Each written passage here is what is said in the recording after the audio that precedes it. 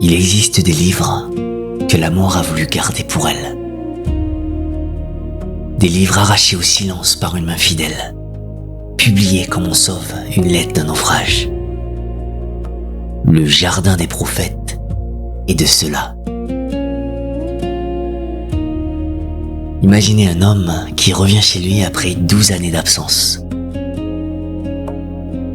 Il a traversé les mers, il a parlé aux foules, il a donné tout ce qu'il savait donner. Et maintenant, il rentre, chargé d'une sagesse si vaste qu'elle déborde de lui comme l'eau d'une source trop pleine. Il rentre et il porte dans sa poitrine une certitude lumineuse, une phrase qui contient tout le livre à venir. Être, c'est être un jardin sans mur, un vignoble sans gardien, un trésor éternellement ouvert aux passants. Retenez cette phrase. Elle est la clé de tout ce que vous allez entendre. Mais voici le paradoxe, et il est déchirant. Cet homme revient porteur d'un trésor, et personne, au fond, ne sera prêt à le recevoir. L'homme qui a écrit ces mots s'appelait Khalil Gibran. Poète libanais, peintre, mystique, exilé à New York, il avait publié en 1923 Le Prophète, un livre devenu l'un des plus lus au monde, un texte sur le lien entre l'homme et l'homme. Gibran avait un rêve plus vaste, il voulait écrire une trilogie. Le deuxième volet, Le Jardin du Prophète, devait explorer le lien entre l'homme et la nature. Le troisième, La Mort du Prophète, devait parler du lien entre l'homme et Dieu. Mais le 10 avril 1931, Gibran s'est éteint à New York. Il avait 48 ans. Le troisième volet n'existera jamais. C'est Barbara Young, son amie la plus proche, qui a rassemblé les poèmes laissés en chantier pour les publier en 1933. Ce que nous allons explorer ensemble est donc un testament. Un livre achevé dans sa beauté, inachevé dans son destin. Je vous propose un voyage en 5 étapes. Vous allez suivre Al-Mustafa, le prophète, dans son retour sur l'île natale et sa retraite au jardin de ses parents. Vous allez écouter ses enseignements sur la nature humaine et la société. Vous allez découvrir sa vision de l'unité sacrée entre tous les êtres. Vous allez toucher du doigt la solitude immense du sage que personne ne comprend. Et vous allez le regarder disparaître dans la brume, là où toute fin devient promesse. Entrons dans le jardin.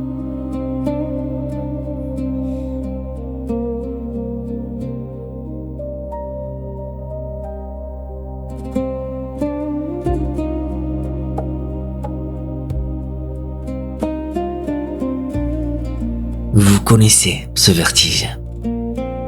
Vous êtes parti longtemps et un jour vous revenez dans la maison de votre enfance. Les murs sont les mêmes. L'odeur du seuil est la même.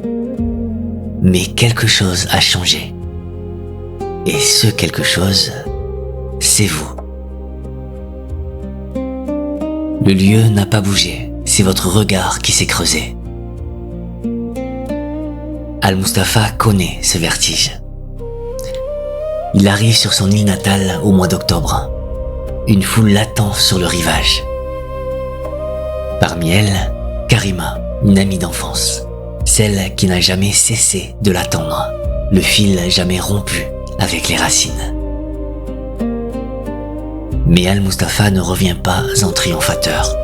Il ne monte pas sur une estrade. Il ne lève pas les bras. Il revient comme une vague revient au rivage, porteur de mouvements qui le dépassent. Et la première chose qu'il dit à ceux qui l'accueillent, c'est ceci. Nous sommes tous des vagues de la mer. Et nous devons briser la symétrie de notre cœur pour porter un message au monde. Autrement dit, il faut accepter d'être déformé par ce que l'on a à dire. La vérité ne vous laisse pas intact. Alors, Al-Mustafa fait un geste que personne n'attend. Au lieu de prêcher à la foule, il se retire. Il entre dans le jardin de ses parents et il y reste seul pendant 40 jours et 40 nuits. 40 jours comme Moïse au Sinaï.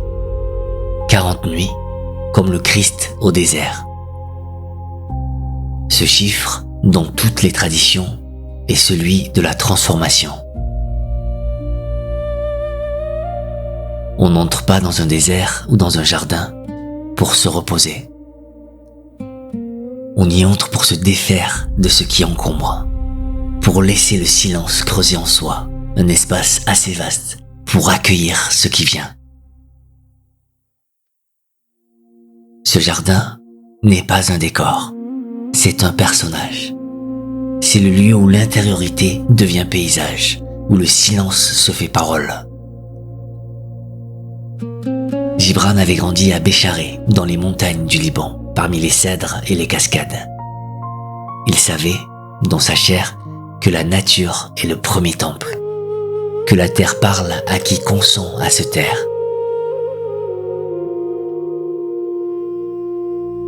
Au bout de 40 jours, Al-Mustafa ouvre les portes du jardin. Mais il ne les ouvre pas à tous. Il choisit 9 personnes. 3 marins, parce qu'ils connaissent l'immensité et les tempêtes.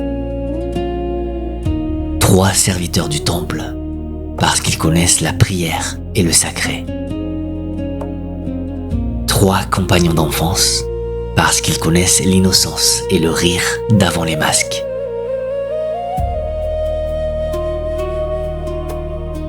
La sagesse ne se distribue pas en masse. Elle se transmet dans l'intimité d'un cercle restreint, comme un feu qu'on protège du vent. Et cette intimité, vous la partagez en ce moment. Vous êtes assis dans ce jardin, parmi les 9. C'est là, dans ce cercle, qu'Al-Mustafa prononce les mots qui font tout le reste. Il dit que la vie est une force triomphante et éternelle, bien plus ancienne que les choses vivantes, qui chante dans nos silences et sourit même quand nous pleurons. La vie n'est pas ce que nous vivons, elle est ce qui nous traverse. Elle était là avant nous, elle sera là après. Nous n'en sommes pas les propriétaires, nous en sommes les instruments. Le prophète est installé dans son jardin. Le cercle est formé. La parole est prête à jaillir. Et ses enseignements vont frapper l'âme comme des éclairs de vent.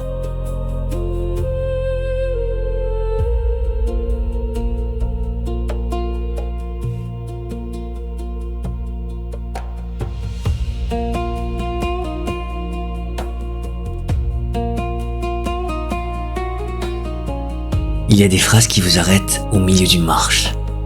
Vous lisiez, vous écoutiez, vous avanciez tranquillement, et soudain une phrase se dresse devant vous et dit « Regarde. Regarde ce que tu sais déjà, mais que tu refuses de voir. » Les enseignements d'Al-Mustafa sont de cette nature. Ce ne sont pas des leçons, ce sont des miroirs. Le premier miroir est politique et il est tranchant. Al-Mustafa regarde la cité d'Orphalès, cette nation moderne qu'il a quittée, et il dit « Pitié pour la nation dont le politicien est un renard, dont le philosophe est un bateleur, et dont l'art est l'art du rapiessage et du pastiche. Gibran écrivait ces mots vers 1930. Près d'un siècle plus tard, il tombe comme une pierre dans l'eau de notre époque. La politique réduite à la ruse. La pensée réduite au spectacle. La création réduite à l'imitation.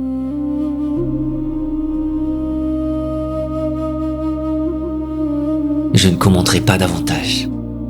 Je n'en ai pas besoin. Vous entendez ce que vous entendez.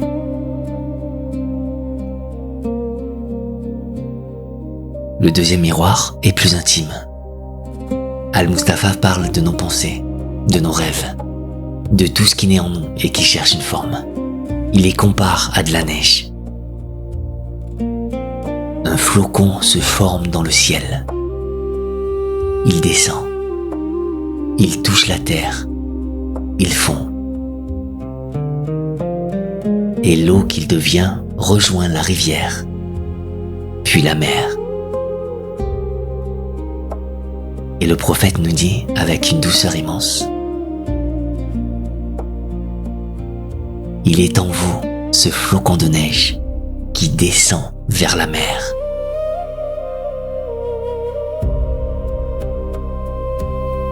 Vous êtes ce flocon. Unique, oui. Fragile, oui. Éphémère, oui. Mais en route vers quelque chose de plus vaste que vous. Votre individualité est réelle, mais elle est transitoire. Ce n'est ni triste ni joyeux. C'est la loi même de l'existence. Le flocon ne pleure pas de fondre. Il accomplit ce pourquoi il est né.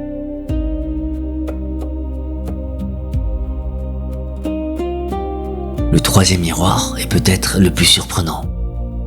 Al-Mustapha dit « N'appelle rien laid, mon ami, sinon la peur d'une âme en présence de ses propres souvenirs. »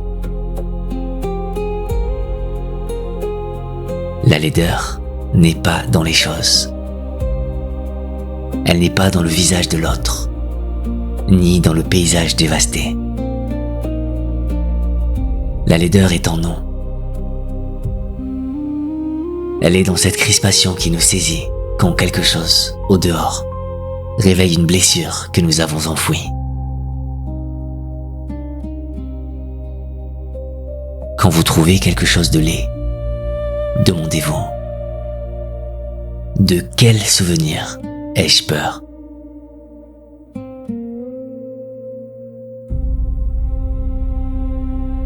Gibran déplace tout. Il retire la laideur du monde et la replace dans l'âme. La beauté n'est pas un privilège du regard. La beauté est un acte de courage.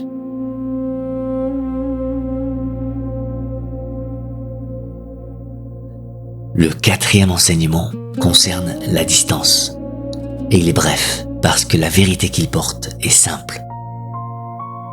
La distance n'est pas géographique. Deux êtres dans la même pièce peuvent être séparés par un gouffre. Deux êtres aux deux bouts du monde peuvent être unis, pomme contre pomme, dans le même souffle. La distance, dit le prophète, c'est l'incapacité de l'âme à franchir un espace par l'imagination. La vraie proximité n'est pas une affaire de maître, c'est un acte de l'esprit. On est proche de ceux qu'on choisit de rejoindre.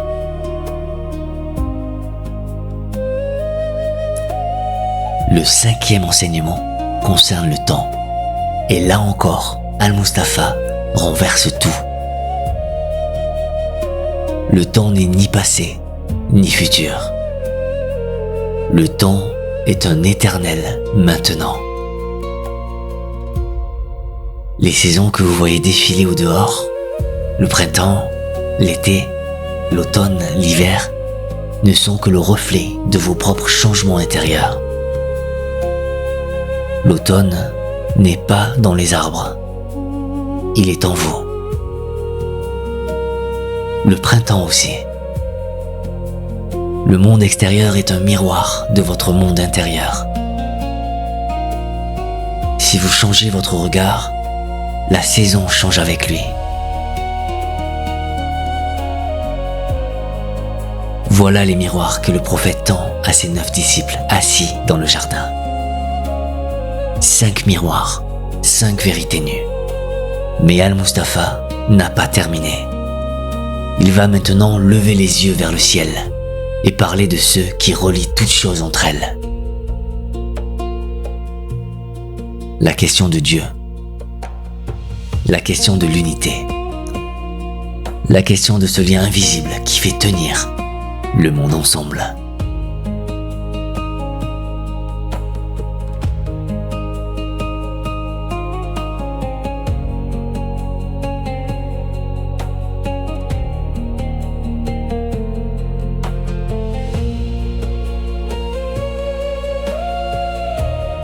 Al-Mustapha regarde la terre sous ses pieds, les arbres au-dessus de sa tête, la rosée sur les feuilles, et il prononce des mots qui dynamitent toutes nos frontières intérieures.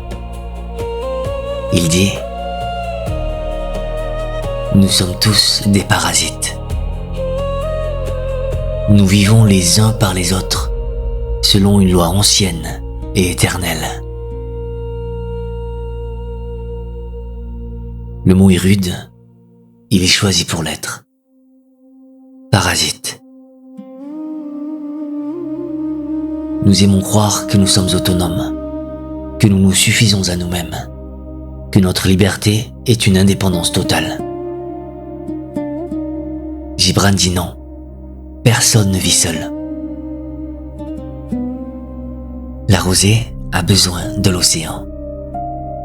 Le soleil a besoin des lucioles. L'arbre a besoin du ver qui creuse la terre à ses pieds.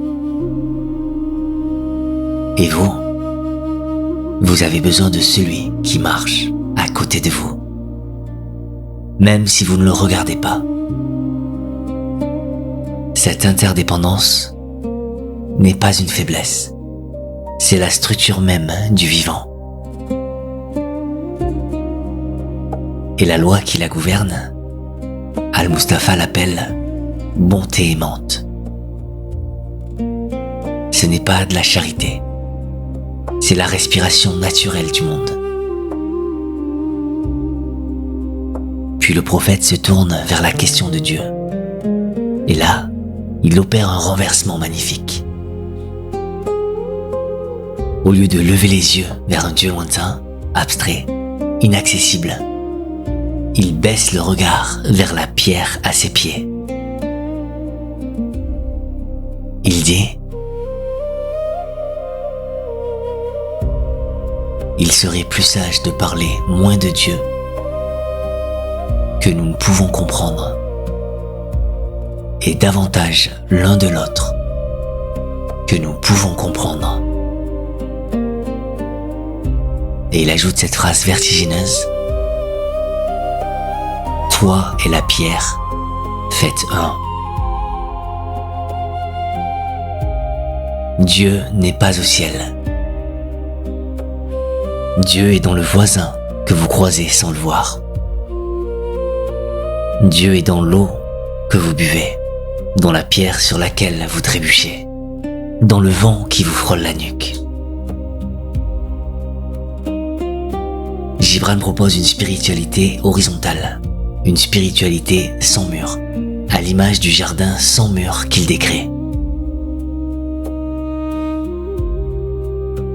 Et c'est ici que le livre bascule dans sa dimension la plus poignante.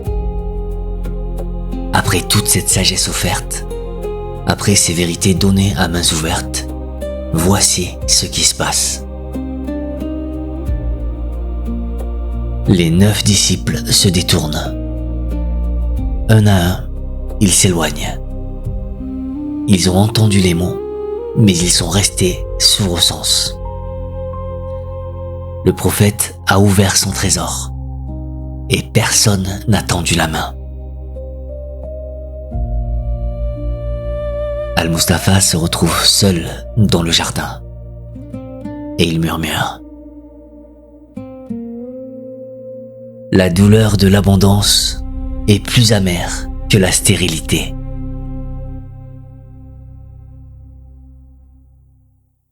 Il y a une souffrance propre à celui qui possède trop de lumière dans un monde qui préfère la pénombre. C'est la solitude du poète que personne ne lit. C'est la solitude du mystique qui voit ce que les autres refusent de voir. C'est peut-être, à votre échelle, la solitude de quiconque a essayé un jour de dire quelque chose de vrai et n'a trouvé en face que le silence.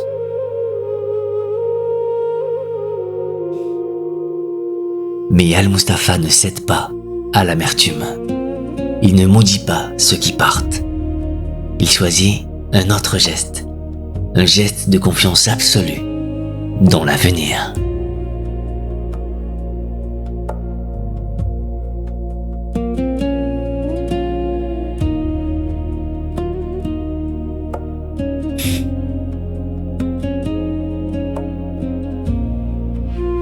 Al-Mustapha quitte le jardin. Il marche seul vers la brume qui enveloppe l'île et il appelle sa sœur immortelle. Il ne meurt pas, il se dissout. Il retourne à l'informe, à la potentialité pure, là où tout peut renaître. Et avant de disparaître, il prononce ces derniers mots. Je reviens à toi, souffle blanc et sans voix. Moi aussi, mot pas encore prononcé. La brume n'est pas une fin. La brume est une promesse d'aube. Ce qui n'a pas été entendu sera dit de nouveau. Ce qui n'a pas été reçu sera offert encore.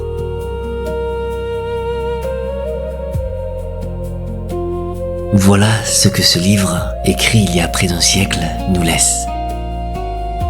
Une vision du monde où l'homme, la nature et le divin ne font qu'un, liés par un même souffle, un même rythme. Une éthique de l'interdépendance où la compétition cède la place à la reconnaissance mutuelle, où le mot parasite devient un mot d'amour. Et la certitude que le vrai voyage n'est pas celui de l'exil, mais celui qui mène au cœur de soi-même.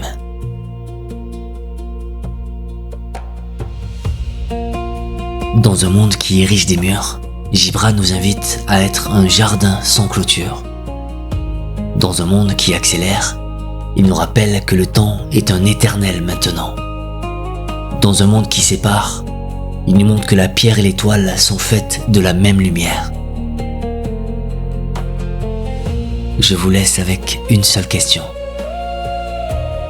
Emportez-la avec vous, comme on emporte un caillou ramassé au bord de l'eau. De quoi ai-je peur, au fond, quand je trouve le monde laid?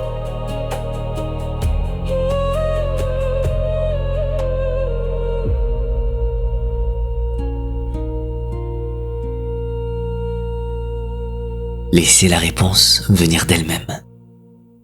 Elle viendra comme un flocon descend vers la mer, sans hâte, sans bruit, avec la patience de ce qui est certain d'arriver. Merci d'avoir fait ce voyage. Merci d'être entré dans le jardin et de vous être assis parmi les neufs. Si quelque chose a bougé en vous, un frémissement, une brèche, une lumière, alors le prophète n'a pas disparu dans la brume en vain. Il vit dans cette écoute même.